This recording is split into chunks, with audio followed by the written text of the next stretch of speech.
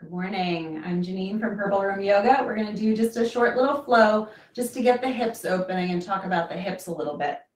So when I refer to the hips are the glutes, right? There's all of these hips, the glutes, the different types of glutes, maximus, medius, and minimus.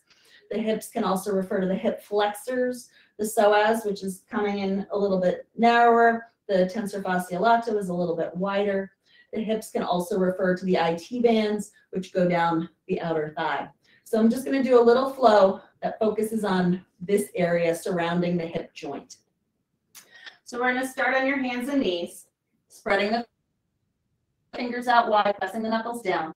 As you exhale, just round into a cat pose. We're just going to do a little warm-up movement before we stretch. Inhale, reverse into cow, one vertebra at a time. Exhale again, round the spine. Inhale, reverse, cow pose, collarbones wide. One more time, rounding into cat. Inhale, reverse into cow pose. Stay in cow and bring the upper body to the right ribs to right hip. Inhaling back to center. Exhale, side bend left ribs to left hip. Inhale to center. Step the right toes back. Reach back through the heel. Give a little stretch through the calf.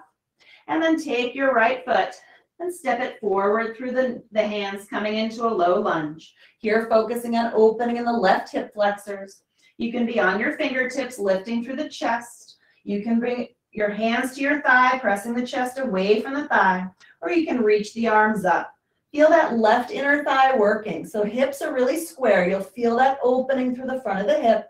Glute working will engage, right? The glutes are the hip extenders, so the leg is moving back as the hips are reaching forward. So we're stretching the hip flexors by activating the hip extenders. Take another inhale. Exhale, release. Coming back to tabletop. Tuck the left toes under, extend the leg back. Lift the left leg up and then step the foot forward to a lunge on the other side. And again, hands can be on the floor, maybe on blocks. Maybe the hands are on the left thigh. Maybe the arms are up. Feel that right inner thigh working, activating the adductors, those inner thigh muscles to bring the hips a little more square. Breathing space into the hip flexors in the front of the thigh, activating the hip extenders, the glutes behind you. Tucking the tailbone. See if you can drop the tailbone straight down so you're not dumping into the lower back, navel to spine. One more inhale. Exhale, release, coming back into your tabletop.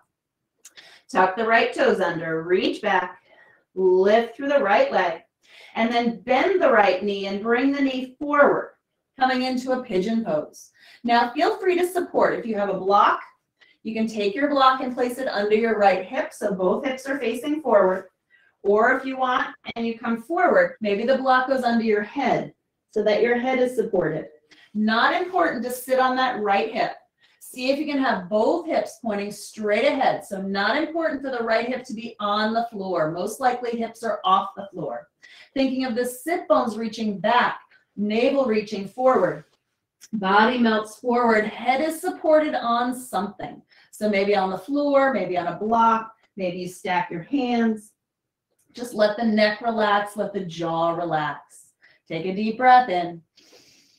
Exhale. Coming back up to sit.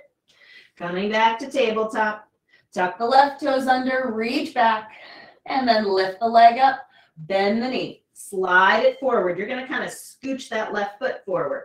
So in pigeon pose, not important for that left shin to be parallel to the front of the mat. More important for the left thigh to be parallel to the side of the mat, and the left foot comes as far forward as you can. Again, maybe a block under that left hip for some support. If you feel strain anywhere, give yourself some support. Take a deep breath in. As you exhale, melt forward.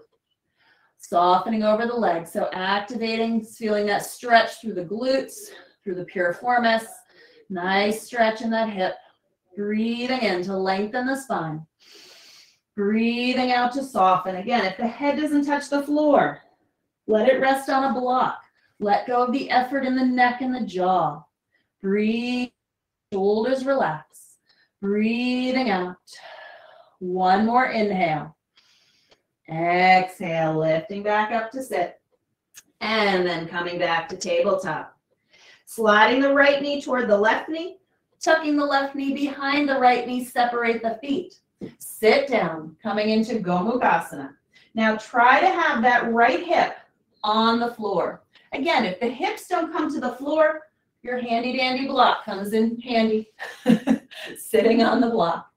Taking the pressure off the knees, off the hips. If your hips come all the way down, you're working to drop that right sit bone down. Vertical might be plenty. Feeling the knees moving toward each other. So knees are moving towards your midline, getting a little bit more of the abductors, those muscles that move the leg out to the side, those outer hip muscles. Vertical or tipping forward with a flat back. Keep your flat back or melt forward over the legs. Breathing in. Breathing out. Feel a sense of ease in the hips. Shoulders relax. One more deep breath in. Exhale, lifting back up to vertical. You're going to hug the right knee into the chest, placing the foot flat on the floor. If your right hip pops off the floor, just straighten the left leg so you can sit flat. Again, if you want to sit up on the block, that's totally legal. Wrapping the left arm around the right knee, hug it to the chest. Feel that opening in the outer hip. And then use your rib cage. Spinning to the right, gazing over your right shoulder. Breathing in to lengthen the spine. Breathing out to twist. Collarbones wide, shoulders are soft. One more inhale. Exhale. Just take a little unwind to the left. If the left leg is straight, you can bend the knee in. Come back forward onto your hands and knees and uncross the legs. Sliding the left knee toward the right knee tucks behind, separate the feet. Sit back. Again, if your hips don't come to the floor, just sit on a block. There's you don't lose points, right, for sitting on a block. Give yourself the support that you need. If your hips come down to the floor, or even if they don't, see if you can melt that left sit bone down so you're sitting equally on both sit bones. Vertical might be plenty. Just breathe into the stretch in your hips. Hinging forward perhaps with a flat back, maybe staying upright. Stay with your flat back or melt forward. The idea is to get as long as possible. The movement of the pelvis is what gets the hip stretch. So if you're just reaching the head forward and rounding the spine, you're losing all that opening in the hips. So feel the pelvis vertical and then tip the pelvis. You're rocking to the front edge of your sit bones. That's what's going to give you the stretch in that left hip.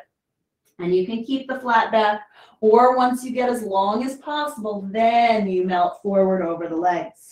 Breathing into that left hip. Breathing out. Shoulders relax, jaw releases. One more inhale. Exhale, coming back to vertical. Hug the left knee into the chest, foot on the floor. If that causes your left hip to lift, just straighten the right leg. You want a level pelvis, both sides of the pelvis on the floor. You want a vertical pelvis so that the spine lengthens upward. Wrap the right arm around the left knee, hug it to the chest. Left hand behind, half-seated spinal twist. Breathing in to lengthen the spine. Breathing out to twist. Gazing over that left shoulder. Collarbones are wide. Spine is long, both sit bones on the floor. Take another deep breath in. Find the rotation from the rib cage. And coming back to center. Bring the soles of both feet together. Baddha Konasana. And again, your block, if you want to sit on the block, that can be helpful, especially to get the hips and the heels toward each other. Staying vertical, bring the hands to the shins, working to get the pelvis as vertical as possible. Maybe you find this position and you're already feeling a stretch. You get this opening in the hip flexors as well as the outer hips in a moment. Stay vertical, or again, pelvis hinges forward. So try not to round the spine. See if you can tip forward with a flat back. You can stay here. Maybe reach the arms forward, get a little more length. Lower the hands to the floor. Try not to pull yourself towards your legs.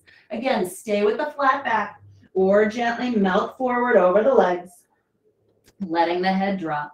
And if the head doesn't touch the floor, which it may not, maybe you rest the head on a block. Maybe you don't. Maybe it's just hovering. Breathing in to reach the navel toward the toes. Breathing out to soften. Breathing in to lengthen through the front of the spine. Breathing out to soften, feeling the lower back opening, feeling the outer hips, inner thighs opening. Take another deep breath in. Exhale. Slowly coming up to sit. Bring the knees together and see if you can take a moment to kneel. Just feeling the inner thighs coming together. So we've done a lot of external rotation now. Just allow a little internal rotation. If it's available to you, you can separate the feet and sit down between. Maybe again, taking your block, sitting on a block, sitting on a mountain of blocks. Feel the thighs rolling inward. Just a little counter action to the outer rotation that we did. Breathing here. Breathing out, just letting the thighs relax, letting the knees relax, letting the legs be tucked into the sides of the hips, letting the toes be long, maybe padding under the knees if you feel like your toes are going to cramp. Take another deep breath in. Exhale. And that is all about the hips. I hope your hips feel a little more open. I have a blog on the hips if you want a little bit more in-depth understanding. It's purpleroomyoga.blogspot.com. So enjoy that as well. And you can read the blog and then practice this video again if you like. Thanks for watching. See you soon.